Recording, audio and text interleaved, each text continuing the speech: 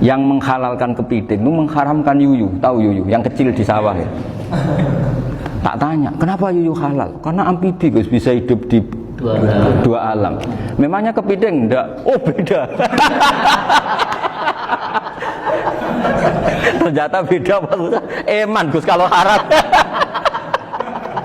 Eman kan, kalau yuyu haram kan nggak ngefek kan, kecil.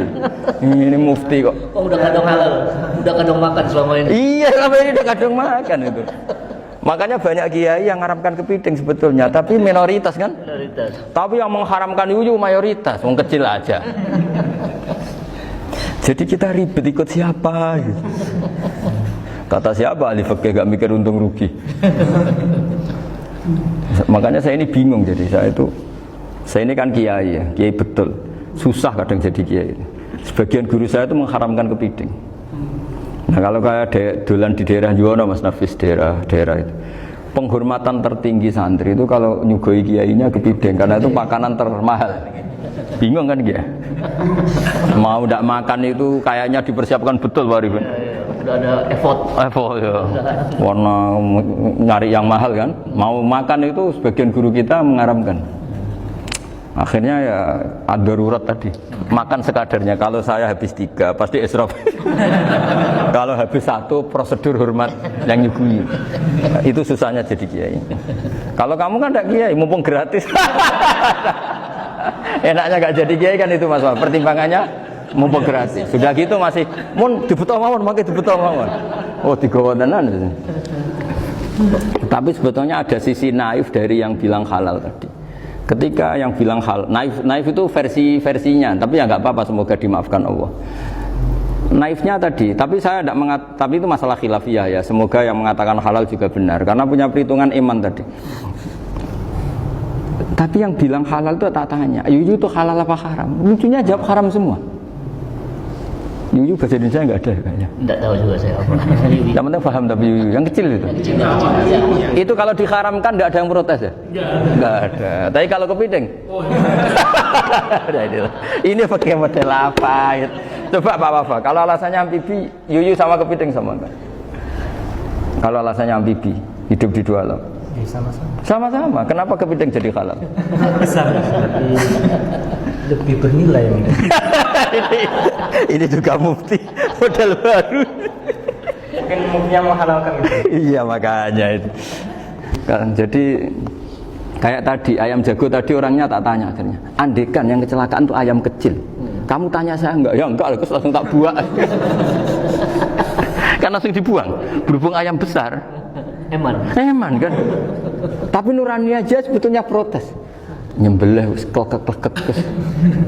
Kadang kan apa kejet-kejet itu sudah tunggu SOP cara Pak.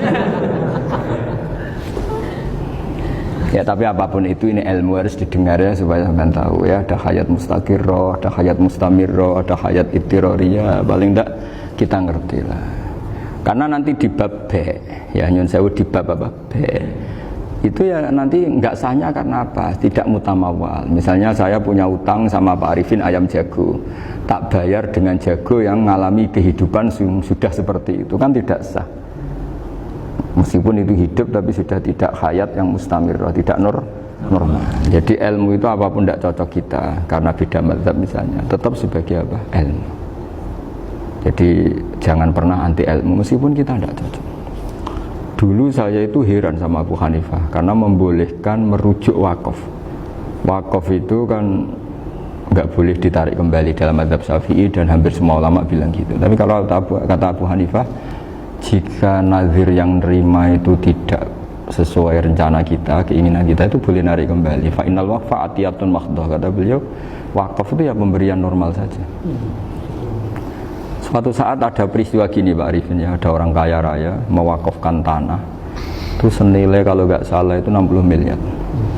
Singkat cerita beliau bermain apa gitu, bisnis apa itu bangkrut, kemudian itu belum disertifikatkan wakaf, kemudian nggak ada yang disawang coro Jawa, nggak ada yang dilihat, terus mau dibeli sama nyuwun sewu sampai yang mau beli yang mampu itu non muslim. Singkat cerita ada orang kaya muslim yang mau beli itu tapi ada problem karena itu wakaf. Tapi kalau nggak dibeli itu malah dibeli non muslim. Tanya saya, akhirnya saya jawab nggak apa-apa dibeli saja, ngikuti mazhab Abu Hanifah. Karena kalau mazhab Syafi'i itu nggak sah semua pembeliannya. Tapi apa artinya mazhab kalau kita berpikir nggak sah, tapi yang jual melakukan? Nah itu yang nggak dipikirkan oleh orang-orang fikih yang di Menara Gading. Apa gunanya kita bilang nggak sah, tapi yang punya tanah tadi tetap menjual. Karena tidak mengindahkan hukum itu, mau apa coba? Makanya saya bilang bagi tentang Gus itu nggak ada kaulnya dalam mazhab Syafi'i. Saya bilang kamu mengharamkan itu sudah ada gunanya, karena itu tetap dilakukan. Jadi kita pertimbangannya ndak itu, daripada dikuasai situ mendingan kita. Betul.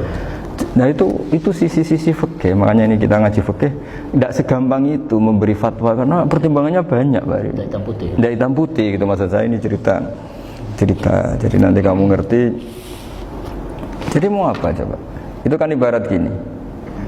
Hukumnya kita ngajar perempuan itu masalah sebetulnya secara, karena itu ajnabiyah. Tapi fikih mentoleransi li ajli ta'lim, karena untuk belajar enggak apa-apa. Kalau sudah jadi fakta itu ribet. Dia maunya belajar sama kamu, dan sekali kamu tidak mau belajar ke yang lain yang potensi menyesatkan.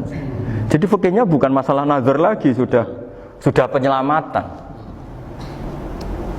Ribet kan kalau sudah begitu. Saya punya kenangan yang menurut saya itu harus jadi trauma. Siapapun harus jadi trauma. Ini cerita sedikit. Ini masih ngaji fikih, pertimbangan. Ada orang itu sangat khusyuk, Pak Rifin. Sangat khusyuknya di rumahnya Pak Wafa itu nggak ada TV, nggak ada motor, nggak ada apa saja.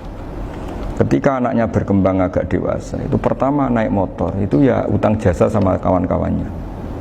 Pertama dia ngelihat nikmati TV ya dari kawan-kawannya. Corong Jawa, mbek tanggane lah. Padahal orang tuanya ini protektif justru karena banyak tanggane sing ndak pati Islami lah. Ya mereka orang Islam tapi ya nggak sholat, nggak apa. Singkat cerita orang tuanya ini datang ke rumah saya nangis, Mari. Nangis, Gus, sekarang saya ikrar bahwa mazhab Abah jenengan Kiai Nur Salim, bapak saya itu, mazhab jenengan itu lebih hebat timbang mazhab kula. Nangis dia.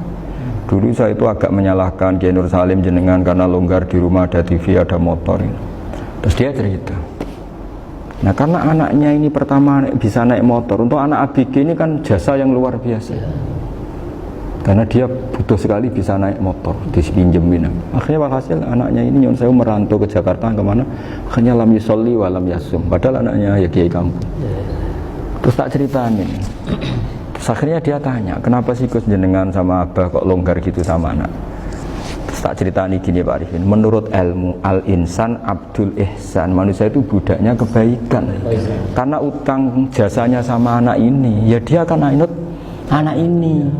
Sementara kenangannya baik jenengan buat amui, tidak boleh. Dia baru ngakui ya Gus saya itu nyun sewu hanya khusyuk tapi kurang ilmu. Tadi dia hanya berdasar khusyuk. Bocah kok main delok TV kan pikirannya hanya gitu. Ini cerita ilmu, saya bukan menjustifikasi manapun. Ini kan cerita ilmu Pak Arifin ya. Jadi semua itu ada hitung-hitungannya. Coba kalau kita terlalu stakung be anak pertama naik motor jasanya orang nggak sholat ya, pertama roh TV jasanya orang nggak sholat.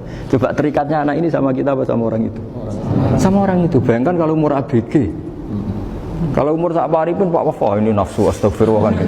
Iku cok tuwa nome ya ora. Gaya tok. Bareng tuwa udah khusyuk iku gaya tok. Asline nome padha wae. Ya saya sama-sama semua.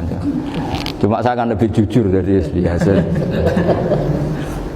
Jadi orang itu harus ngitung gitu. Itu kenapa Mbah Mun tuh kiai alim alama. Setahu saya dalamnya ada TV. Putra-putra ini lihat TV.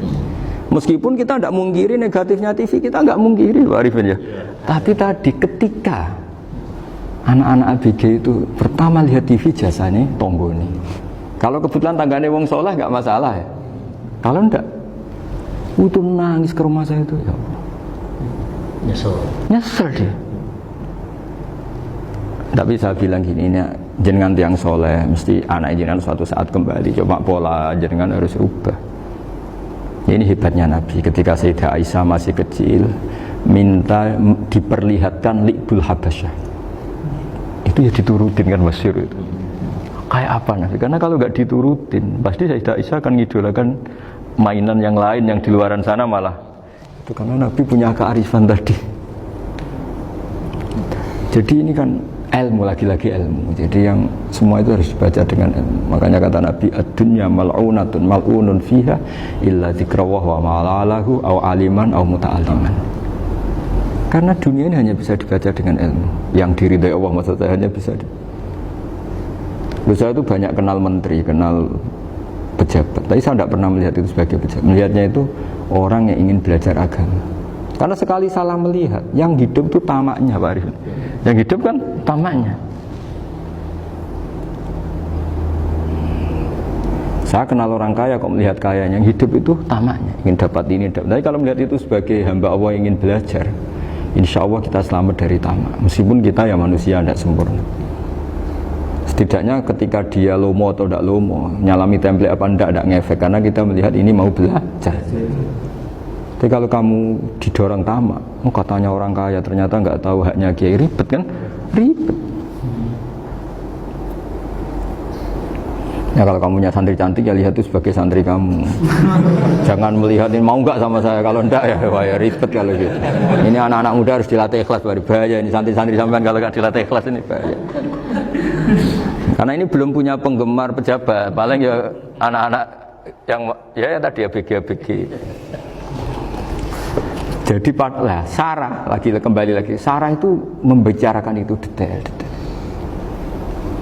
Jadi ya makanya kenapa orang mati yang lahir langsung meninggal itu nggak wajib disolati. Alasannya di fikih ya lucu. Karena dikatakan sholat mayit, di mana-mana mayit itu sabakohu hayatun. Di mana-mana namanya mati itu terdahului oleh hidup. Nah ini nggak pernah hidup langsung mati. Jadi begitu yang kadang lucu. Ya gitu aja alasannya.